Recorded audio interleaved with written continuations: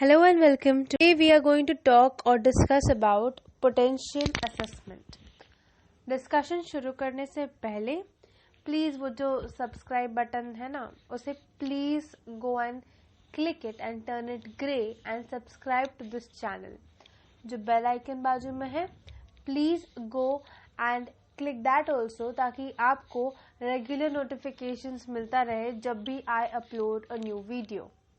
Like the video and don't forget to share this video with your friends. If you find this video and all videos that are being prepared by me on this channel informative, तो start करते हैं और समझते हैं potential assessment होता क्या है. अच्छा, पोटेंशियल क्या होता है? काबिलियत, काम करने की क्षमता जो होता है उसे जब हम नापते तोलते समझते हैं, so that is called your potential assessment. Organisations में क्या होता है, एक पद से दूसरे पद पे इंसान को प्रमोट किया जाता है.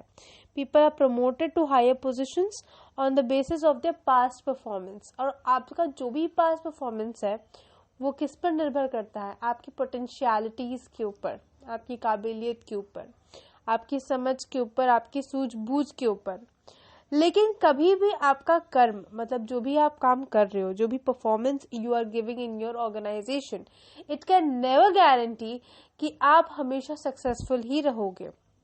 ठीक है, या you will always be promoted. Sometimes according to the condition demands change हो जाते हैं किसी पर्टिकुलर जॉब के, एंड उस हिसाब से आपको काम करना होता है.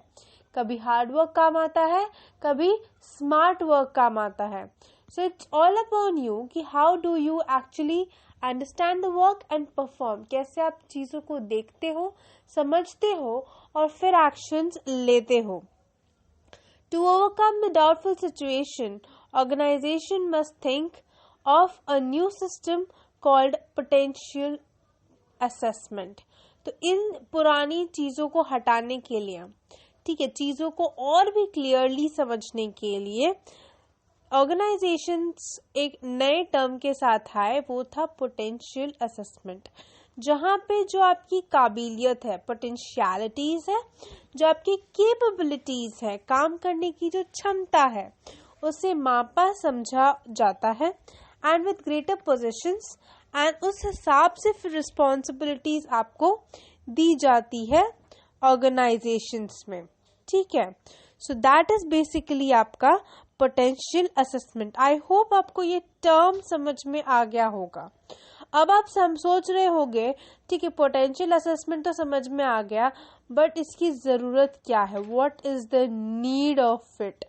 ठीक है, क्योंकि बिना जरूरत के तो हम कुछ काम आजकल करते नहीं है दुनिया में. हम इतने स्वार्थी वर्ल्ड में, सेल्फिश वर्ल्ड में जी रहे, where maximum people without purpose will never do a certain work. तो व्हाई इज दिस नीडेड कि एम्प्लॉयज जो भी काम कर रहे हैं and things related to their future, जैसे जॉब रिस्पॉन्सिबिलिटीज हो गई, प्रमोशंस हो गए, इन सब चीजों को समझा जाए और एक ब्यूटीफुल सा प्लान आउट किया जाए उनके सक्सेस के लिए. ठीक है, अपडेट किया जाए अपने एम्प्लॉयज को ताकि अपने पोटेंशियलिटीज को वो और इम्प्रूव कर सके. और आप ये कैसे करोगे? How will you do it? You will do it by conducting training and development programs in your organizations.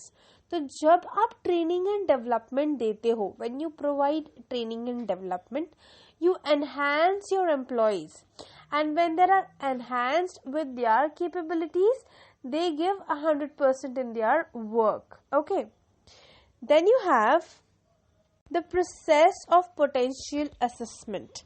Process क्या होता है? अब जैसे हमारा दिनचर्या होता है, हमारा एक पूरा प्रोसेस होता है, पूरे दिन का होता है ना. हम सुबह उठते हैं, ब्रश करते हैं, अपने सारे पर्सनल कोर्सेज करते हैं, एंड देन वी स्टडी, और जो भी आपका है, मतलब ठीक है, उस हिसाब से आप अपना पूरा काम करते हो. उसी हिसाब से पोटेंशियल असेसमेंट के लिए एक प्रोसेस है जो कि 5 सिंपल स्टेप्स में है. पहला है आपका रोल्स डिस्क्रिप्शन. रोल डिस्क्रिप्शन क्या है? Whatever are the roles and functions of the higher position in the organization must be clearly defined to the employees. जो भी आपका हायर पोजीशंस पे काम है, जिम्मेदारियां हैं, आपकी नैतिक जिम्मेदारी हम जिसे कहते हैं, प्राथमिकताएं आपको किसे कभी कैसे देनी है, इन सभी चीजों को आप समझोगे, जानोगे, और ये सारी चीजें, ये सारी जो पॉइंट्स है, all these important points should be clear in front of the employees. एकदम साफ होना चाहिए शीशे की तरह एम्प्लॉयज के सामने, ताकि उन्हें पता हो कि अगर उन्हें किसी पोजीशन के लिए पाना है या उसे अचीव करना है तो उसे कैसे काम करना है और क्या क्या उसे जद्दोजहद मेहनत करनी पड़ेगी। उसके बाद आपका सेकंड वाला है क्वालिटीज नीडेड। कौन कौन सी क्वालिटीज नीडेड है उस पोजीशन के लिए, क्या क्या स्किल्स चाहिए, क्या क्या चीजें आपको आनी चाहिए। जैसे अगर कोई पैनिक सिचुएशन हो गया तो आप कैसे बिहेव करोगे, ये सारी चीजों का आपको पता होनी चाहिए। तो ये भी चीजें आपको पता होनी चाहिए, आपके दिमाग में रजिस्टर्ड होनी चाहिए। Then you have rating mechanism. अब ये रेटिंग मैकेनिज्म क्या है? तो basically rating is done by the immediate supervisor who is known as the technical qualities और कैपेबिलिटीज ऑफ द सबऑर्डिनेट। एक सुपरवाइजर होता है जो आपके कैपेबिलिटीज को, क्वालिटीज को, जो टेक्निकल वे में है उसे देखता है, समझता है, एनालाइज करता है और आपको रेट करता है। वो बहुत सारी साइकोलॉजिकल टेस्ट लेता है, ठीक है। And why is this been done? To basically assess your behavioral aspects. Then there are some situation games, role play, undercover decision making capabilities, all such things are being done. Then what the last thing that is done in your rating mechanism is कि ये आपका past जाके समझते हैं कि आपने past में कैसे काम किया है, आपने कैसे इनिशिएटिव्स लिए हैं, क्रिएटिविटी है कि नहीं।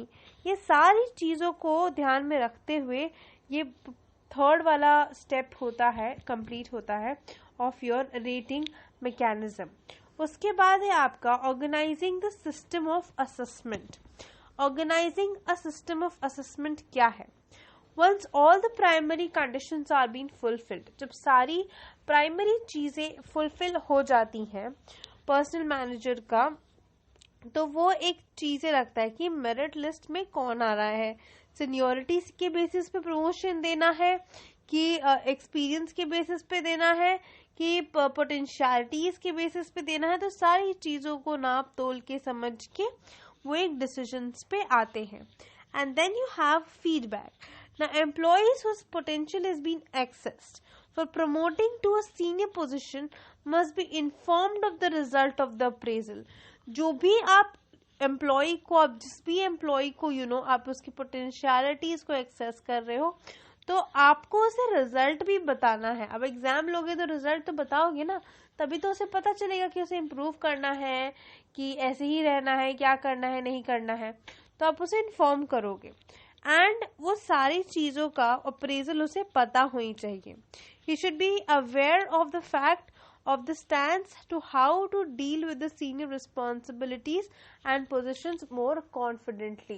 उसे पता होना चाहिए कि सीनियोरिटी बेसिस पे वो कैसे कॉन्फिडेंटली चीजों को डील करे और हैंडल करे ऑर्गेनाइजेशन में। So this was all for this video. कोई भी डाउट, क्वेरी कुछ भी है तो आप कमेंट कर सकते हो कमेंट सेक्शन में।